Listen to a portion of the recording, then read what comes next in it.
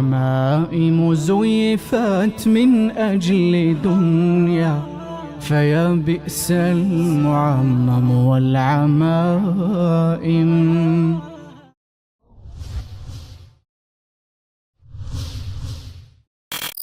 بإذن الله. فالنبي قال للإمام علي: يا علي اصعد على منبري وقف دوني بمرقات، يعني هذا المنبر هكذا له أدراج، له كذا درجة، أنت لا تقف على آخر درجة اللي يقف عليها، قف دوني بمرقات. هذا ترتيب من الله على كل حال.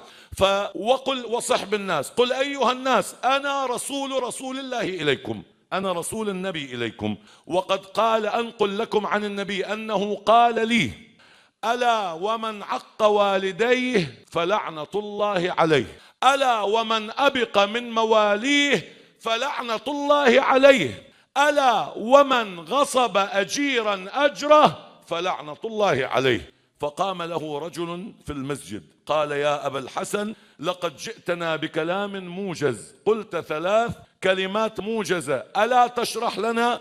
يقول: يا أصبغ ما أجبته، نزلت من على المنبر ودخلت إلى رسول الله، قلت: يا رسول الله، بلغت الناس هذه الكلمات ال3 فقالوا لي، قام واحد قال لي: تكلمت فأوجزت، ألا شرحت لنا؟ قال: يا علي عد إلى المسجد، اصعد المنبر، قف دوني بمرقات، وقل لهم: أيها الناس إن رسول الله يقول لي: يا علي أنا وأنت أبوا هذه الأمة، فمن عق والديه فلعنة الله عليه. يا علي أنا وأنت موليا هذه الأمة، فمن أبق منا فلعنة الله عليه. يا علي أنا وأنت أجيرا هذه الأمة، فمن غصبنا أجرنا فلعنة الله عليه.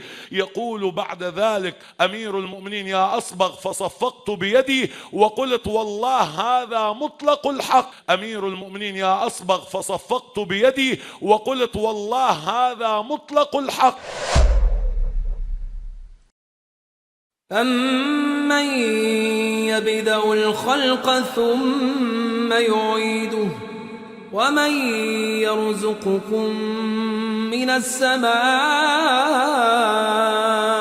والأرض أإله مع الله؟ قل هاتوا برهانكم إن كنتم صادقين. قل لا يعلم من في السماوات والأرض الغيب إلا الله، وما يشعرون أيان يبعثون.